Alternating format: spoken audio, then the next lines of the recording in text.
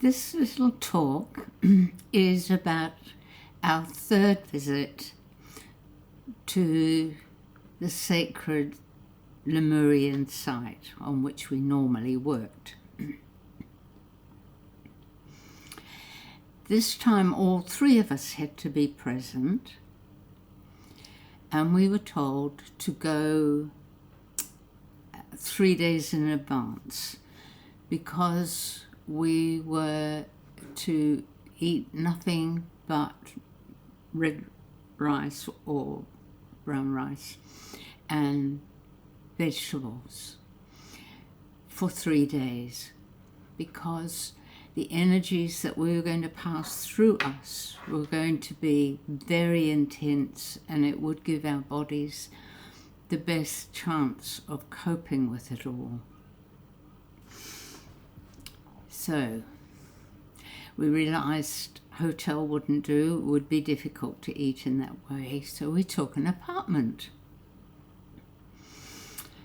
After the 3 days, it was time to leave well before dawn next morning, because we had been given a specific time to be there.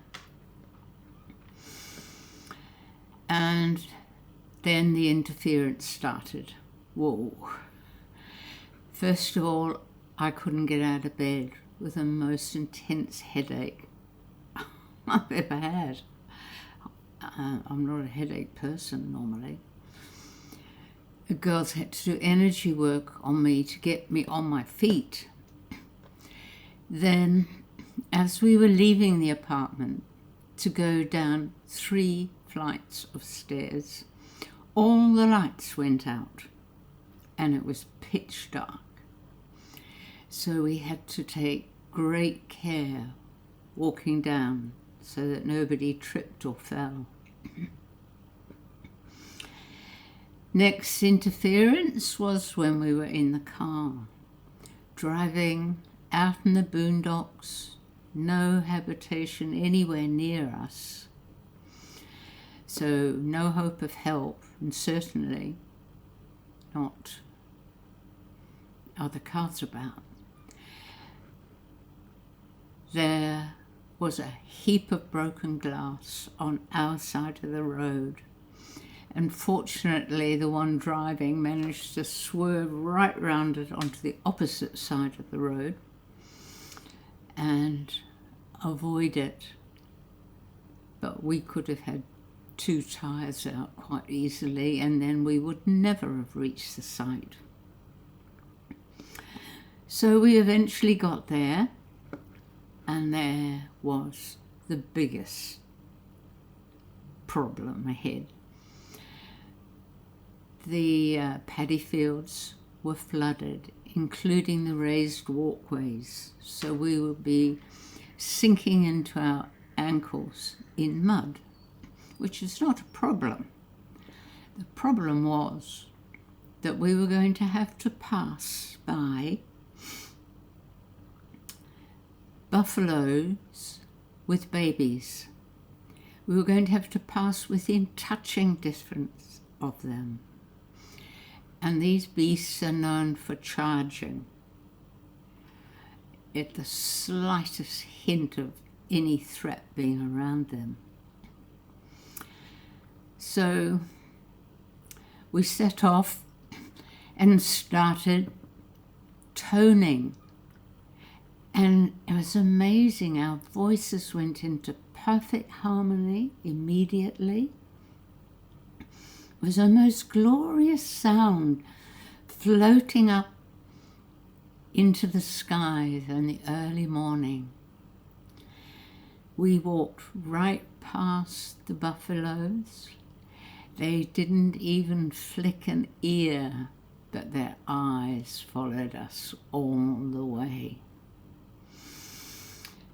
So we arrived on the sacred site with a big sigh of relief, but we were late. And we tuned in and were shown the entire white brotherhood standing in a circle around a huge geyser in front of Borobudur temple. Now that geyser is not there normally, but for their purpose it was, because this was the method by which they were sending energy. Our purpose for being there was to receive and ground Lemurian energy from other areas into our newly opened area.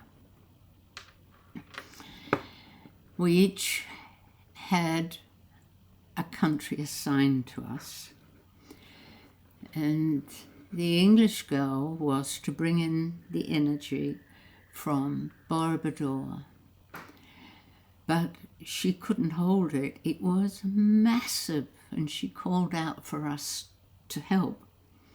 It took all of our effort, all three of us, to ground this massive energy through our bodies into the ground.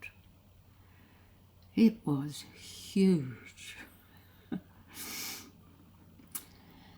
So after recovering from that, my regular friend and colleague connected with Mount Shasta, another Lemurian place, and she brought the energy from there and ground it in on her own. It wasn't as powerful as Borobudur, and she managed very well. Then it was my turn to connect with another Lemurian site, Maui. I had a lovely experience because the energy came in as 7 little rainbows that just floated through my crown all the way through my body into the ground. It was quite beautiful. So when that was finished, we then moved to a hotel because we were told we had to be at a nearby waterfall at 6 a.m. the next day. And yes, so we needed to be nearby. It was a place that's open to the public from 7, but we were to be there an hour before, and they were going to give us what they called a reward for the work we'd done. And yes, so we arrived there, this massive waterfall, big pool below, high rocks around. And we were told to stand in 3 pools in a triangular shape, one in each one. Took a little while to find it because it was right on the top of a rock. So once we were standing there, we were given a light show. It looked like hundreds of tiny spaceships floating all around the area. It was beautiful, amazing. And as we watched that, suddenly in a rock crevice across the way, Jesus appeared. We knew it was him. And we all felt quite overwhelmed. This really beautiful experience. And just as we were thoroughly enjoying this, everything stopped. Oh. And we were told the following.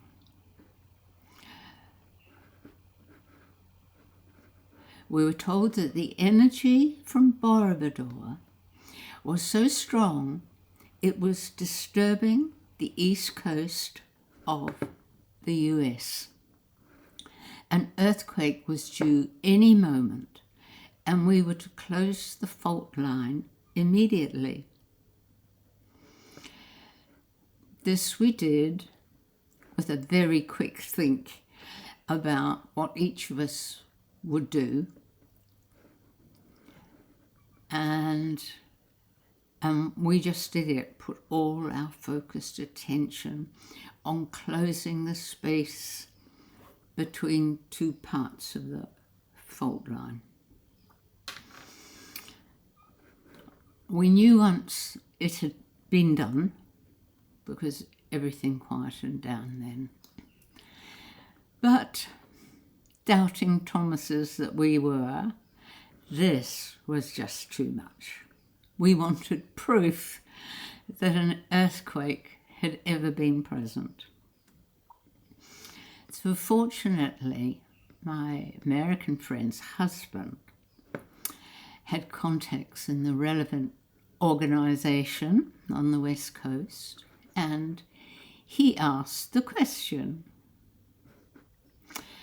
It turned out that an earthquake had appeared out of nowhere and was going to be 8.6 on the Richter scale, until it suddenly and inexplicably disappeared. They had no explanation for this. They said earthquakes just don't disappear like that. But for us,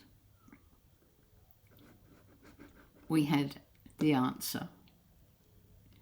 We really had closed it down. But you see, it's not us doing it. It's the universe working through human beings who are willing to be vehicles, because we are in fact in charge of our planet. So that was that, and that was our last visit to that part of the world. Next time I'll tell you about going to other Lemurian countries and making other connections. So, until the next time, much love.